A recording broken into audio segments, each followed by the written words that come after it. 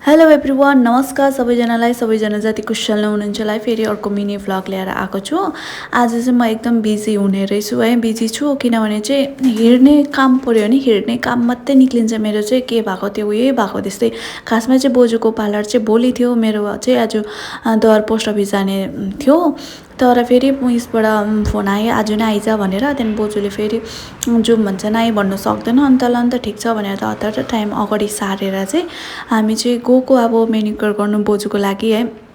अन्त अस्ति चाहिँ हेयर कटको लागि गएको थिएँ, त्यो चाहिँ अलिक टाढो हो, गाडीमा गएको थियौँ है। आज चाहिँ हिँडेर यहाँ नजिकै हो। अनि यहाँ आइपुगेँ है, बोजूले चाहिँ स्टार्ट पनि गर्नु थाल्यो। म त एकछिन बसेर फेरि घरै फर्किनु पर्ने हुन्छ किनभने चाहिँ आज घर सफा गर्ने लेडी पनि आउनुहुन्छ है। उहाँलाई सामानहरू देखाउनुपर्छ, अन्तखेरि लक गरेर आएको नि त घर, अन्त खोलिदिनुपर्छ। त्यो भएर चाहिँ म फेरि फर्केँ है। म चाहिँ निधार छोप्दै थिएँ, हेर्दा हेर्दा निधार यति ठुलो कपाल झरेर दिनदिनैको निधार ठुलो हुँदै जाँदैछ। अनि यो चाहिँ है आँपको रुखमा चाहिँ घरमुनि आइपुगेँ। यहाँ चाहिँ आँपको रुख। अनि यहाँ चाहिँ यो पालि चाहिँ मैले सोचिरहेको छु आँप फल्ने बित्तिकै अलिअलि उयो हुने बित्तिकै टिपेर राख्छु, किनभने छोपेर राख्दो रहेछ। अलिक उयो भएपछि पाक्नु आँट्दाखेरि चाहिँ अचार बनाउनुको लागि यो पालि चाहिँ उयो हुन्छ भनेर। अनि म चाहिँ घरमा आएर पनि चाबीहरू खोलेर है गएको एप्पल खाँदै। अनि म चाहिँ पुगेँ है बोजूलाई ल्याउनु। बोजू पनि ठिक्कै लिफ्टमा आइपुग्नु भएछ।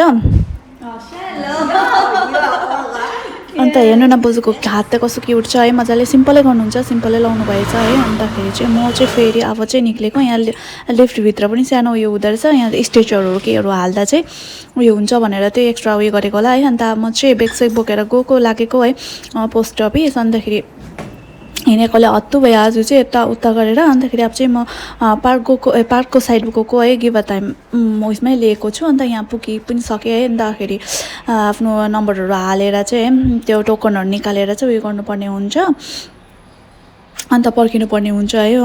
कति बजी अब आज त कम्ती रहेछ है, छिटै हुन्छ भनेर सोचेको छु है। अन्तखेरि पुरा हिँडेर अत्तालिँदा अन्त यहाँ फेरि 5 मिनट अगाडि आइपुग्नुपर्छ है। अन्तखेरि 5 मिनट ढिलो भयो भने फेरि आउनु साह्रो पर्छ नि त। अन्तखेरि चाहिँ यस्तै आएको थिएँ है म चाहिँ हत्तु हुँदै। अन्त म चाहिँ त्यहाँको काम सकेर पोस्ट अफिसको काम सकेर मल भएर आएँ, मलको बाटो। अन्त यो भित्रबाट शीतल पनि हुन्छ गरममा है। अन्तखेरि बेसी हिँड्नु पनि पर्दैन, लिफ्टहरूतिर हिँड्नुहुन्छ। अनि म चाहिँ घर आएर पनि है लन्चको लागि रेडी गरेँ है। बोजूलाई यो स्निसेल बनिदिएँ। अनि हेर मेरो लागि चाहिँ भात है, माछाको सुप मनपर्छ नि त मलाई चाहिँ। अन्त कोही कोही बेला सुपहरू मनपर्छ, अन्त माछाको सुप बनाएँ मजाले है। अनि त्यही हो है, इभिनिङमा चाहिँ हामी गेमहरू खेल्छ म र बोजू है। अन्त गेमहरू खेलेँ, त्यहाँदेखि आफ्टर उयसमा चाहिँ डिनर गरेर साथीभाइसँग वकमा जाने है। त्यस्तो छ है दिनहरू। अनि आजको भिडियो यति नै, बाई बाई।